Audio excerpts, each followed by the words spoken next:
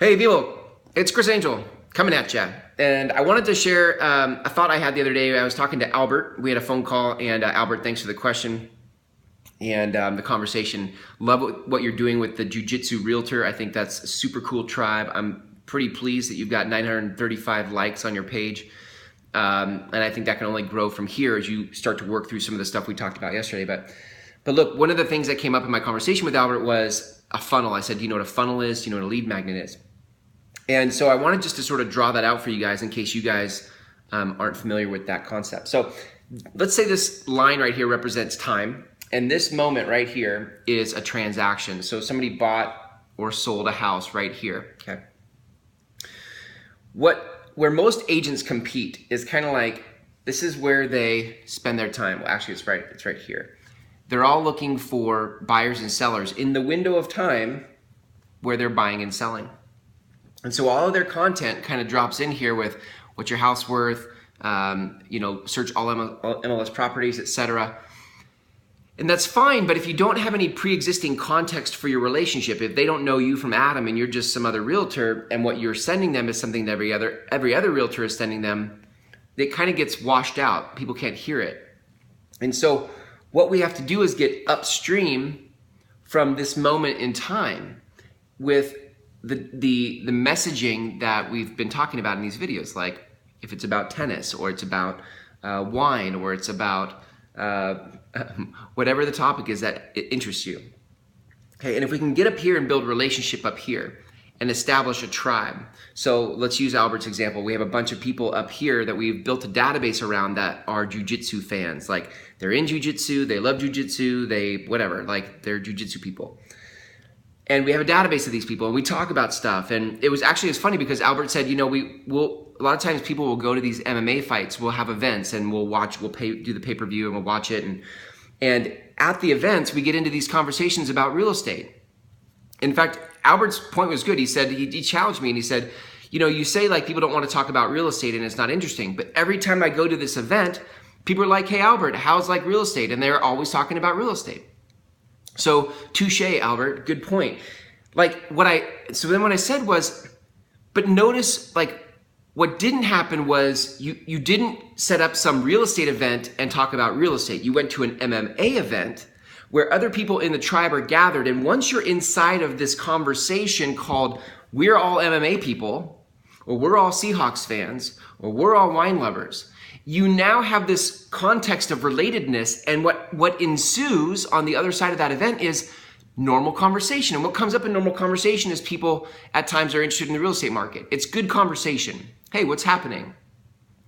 Right? So you building a funnel over here, in other words, you creating content and building a tribe over here is what starts to move people towards the conversation of real estate. And inside of these, let's say you have 1,000 people here, inside of these 1,000 jiu-jitsu lovers, at some point, you can begin to talk to them about real estate. And what I would recommend, if you guys haven't already seen this, I have 8 questions that I recommend. Like my entire prospecting as an agent boils down to these 8 questions.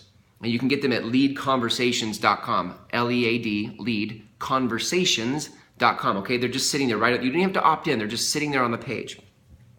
Use those 8 questions at your MMA event to find out what people's life plans are to do with real estate. And once you find that, now you can position yourself to help them find out what their house is worth or talk about, different properties in the market or interest rates or whatever.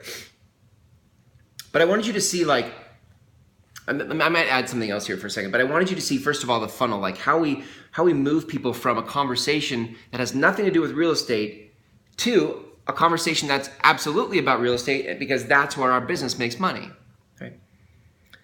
The other thing I just thought of that I might tell you is Albert and I talked about lead magnets, and a lead magnet is simply that thing that I give you my name and email address for, right? It could be a report, it could be a book, it could be an audio, it could whatever.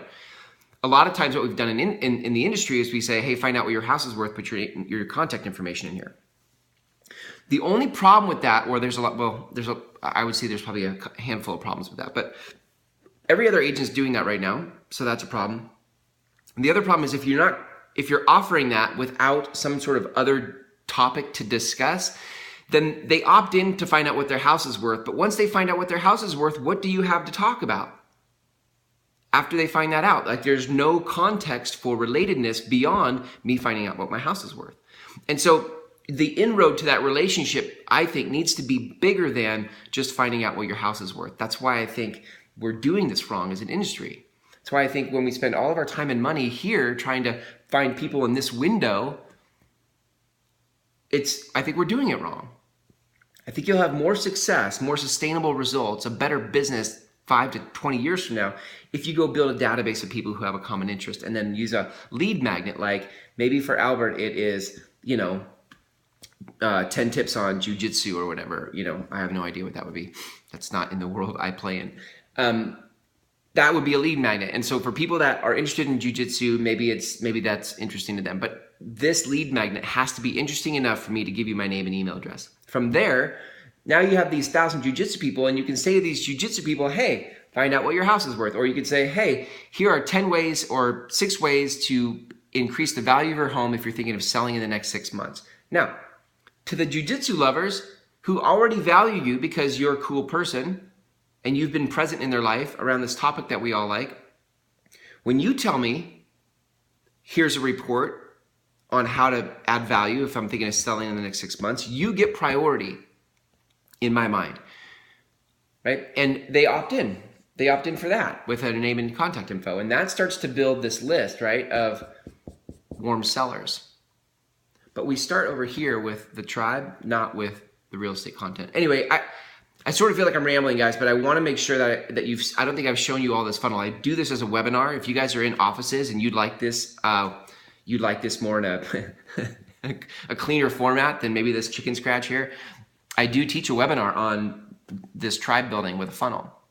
Private message me. I'd be happy to do that for your office. So anyway, I want to make sure you understand funnels and you understand lead magnets and you understand how this whole tribe building stuff fits in the bigger context of you moving people to a conversation about real estate. All right, gang, check in the next one.